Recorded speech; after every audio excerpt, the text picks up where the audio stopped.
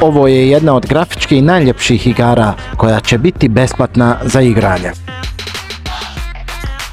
Soul Frame će se odvijati u svijetu koji je podijeljen na sile prirode i magičnu organizaciju Ovdje. Igrač preuzima ulog bivšeg vojnika Ovdje koji se pokušava povezati s duhovima svojih predaka. Sklapanjem pakta s duhovima, lik dobiva nove moći koje mu pomažu u borbi protiv neprijatelja. Vještine će se dijeliti na 3 dijela, ovisno o tome želite li igrati fighter, mega ili rogue klasu.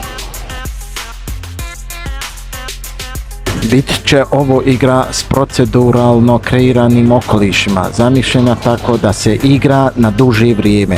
Igrač će moći izgraditi svoju bazu operacija zvanu Nightfall, koja će s vremenom prerasti u čitavo malo selo. Biće ovo free to play naslov kojeg ćemo gotovo sigurno moći zaigrati na PlayStationu 5, Xbox Series X i S i PC platformama, no i dalje se čeka službeni detalji i službeni datum izlaska.